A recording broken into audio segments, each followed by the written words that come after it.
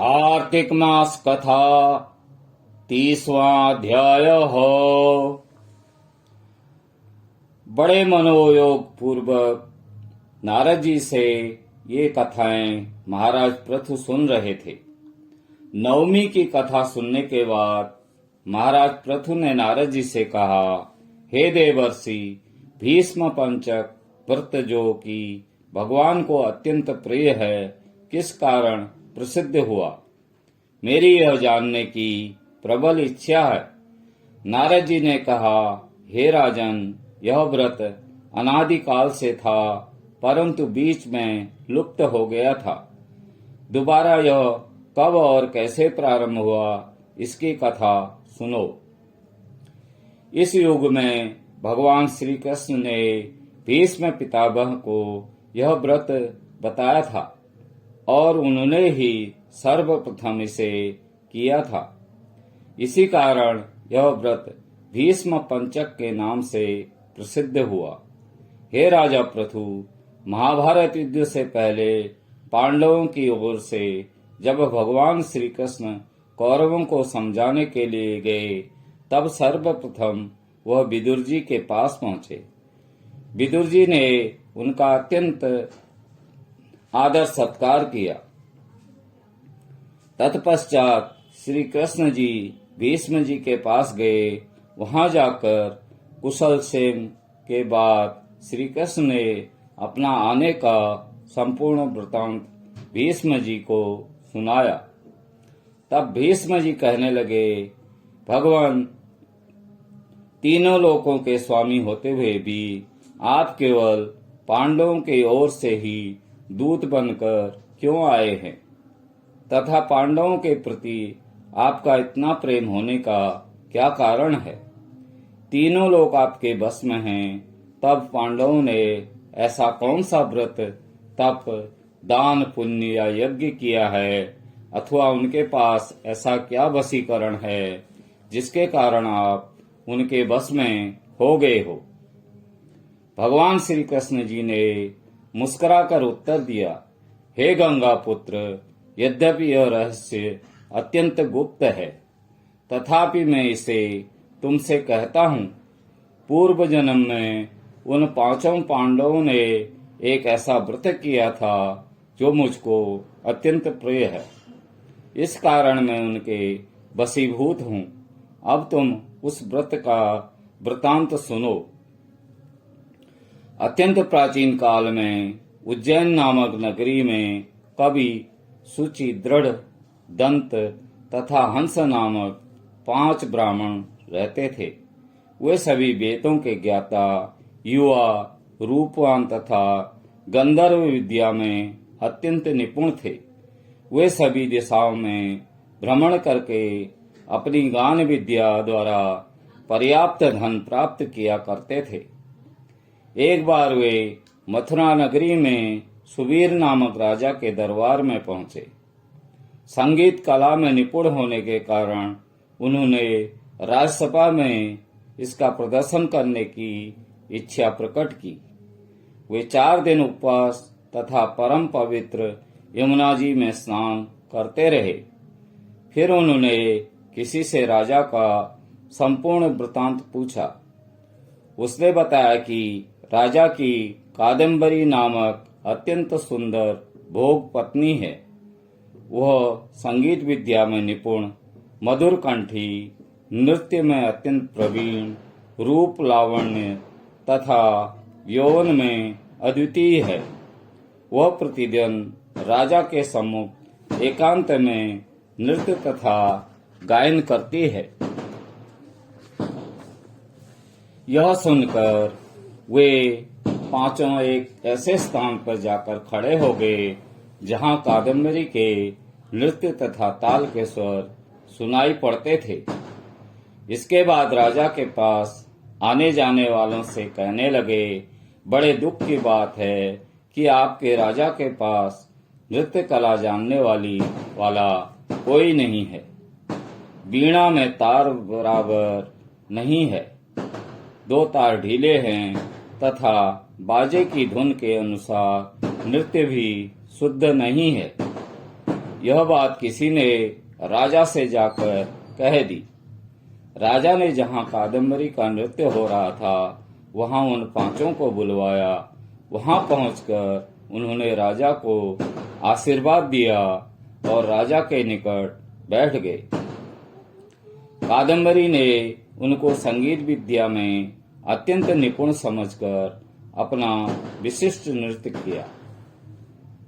जब उसने चक्र में ताल दिया तो उन ब्राह्मणों ने उसको रोका। उसने चक्र छोड़कर यथा योग्य ताल दिया, मगर चक्र खंडित नहीं किया। कादम्बरी के इस गुण और उसकी रूप माधुरी को देखकर पांचों उस पर मोहित हो गए। कादम्बरी भी उन पांचों को देखकर उन पर मोहित हो गई। उसने रात्रि के समय गुप्त रूप से अपनी एक सहेली के हाथ उन पांचों को यह संदेश भेजा कि तुम में से एक प्रतिदिन नगरी के उत्तर की ओर यमुना नदी तट के समीप लताओं से घिरे निर्जन अनंत नामक तीर्थ में मेरे साथ आकर अपनी अपनी विद्या तथा गुण का प्रदर्शन करो।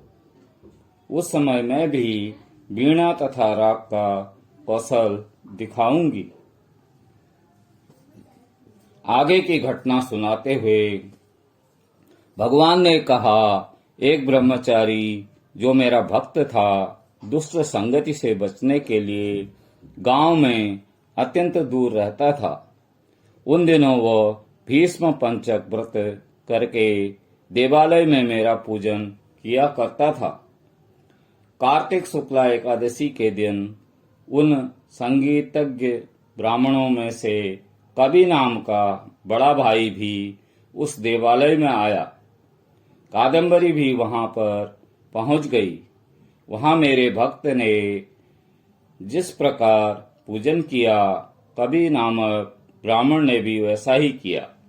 उसके बाद वीणा लेकर गायन प्रारंभ करने लगा। मेरा भक्त क्योंकि अपने मन पर विजय प्राप्त कर चुका था, इस कारण गायन सुनकर उसे क्रोध नहीं आया। कादम्बरी और कवि समस्त रात्रि गायन और नृत्य करते रहे। प्रातःकाल ब्रह्मचारी भक्त को गोबर का आचमन करते देख कवि ने भी वैसा ही किया। इसके बाद कादम्बरी अपने महल में चली गई। ब्रह्मचारी की संगति और रात्रि जागरण के कारण कवि के समस्त पाप दूर हो गए। अतः द्वादशी के दिन वह अपना समस्त द्रव्य दान करके विरक्त हो गया। दूसरे दिन शुचि आया। उसने भी रात्रि भर कादम्बरी के साथ नृत्य व गायन किया और ब्रह्मचारी की भांति पूजन करके गोमूत्र का आचमन किया। प्रातःकाल होते हुए वह भी अपना संपूर्ण धन दान देकर सन्यासी हो गया। उसने निश्चय किया कि जिस प्रकार कादम्बरी के नृत्य, गायन व रूप को देखकर ब्रह्मचारी का मन चलायमान नहीं हुआ, उसी प्रकार मुझे भी मन को बस में करना चाहिए। तीसरे दिन त्रयोदशी को दृढ़ नाम वाला भाई कादम्बरी से मिलने आया और समस्त रात्रि नृत्य व गायन करने के बाद ब्रह्मचारी की ही भांति उनसे भी पूजा की और गोदुग्ध का आचमन किया। दोनों भाइयों के समान वह भी विरक्त होकर सन्यासी बन गया। अगले दिन अर्थात चतुर्दशी को मंदिर में चौथा भाई दंत आया और पूर्ववर्ती बंधुओं के समान कादम्बरी के साथ रात्रि भर नृत्य और गायन करके ब्रह्मचारी से बचे घी का पान करके मन शुद्ध हो जाने के कारण विरक्त हो गया। सबसे अंत में अर्थात पूर्णिमा को हंस नामक सबसे छोटे भाई ने आकर ब्रह्मचारी को प्रणाम किया और यमुना में स्नान करके आंवले के वृक्ष के नीचे श्राद्ध कर्म किया और बाद में अपने भाइयों के समान ही विरक्त हो गया। इस प्रकार पांचों भाइयों ने एक एक दिन यह व्रत किया। कथा समाप्त करते हुए भगवान श्री कृष्ण ने कहा, हे भीष्म, कार्तिक मास में हमारा पूजन व दान पुण्य करने से करोड़ों यज्ञों के समान फल प्राप्त होता है। उधर राजा ने नृत्य प्रति रात्रि में कादम्बरी के मंदिर में जाने का समाचार पाकर उसे महल में बंद कर दिया, जिससे वह मंदिर न जा सकी। कार्तिक मास में हमारे सामने नृत्य गायन करने के कारण वही कादम्बरी अगले जन्म में द्रौपदी हुई। हंस नाम वाला ब्राह्मण आंवले के वृक्ष के नीचे श्राद्धादि करने से युधिष्ठिर हुआ। एकादशी के जागरण के कारण कवि अर्जुन, सूची सहदेव, दंत नकुल तथा दृढ़ नाम वाला ब्राह्मण पराक्रमी भीम हुआ।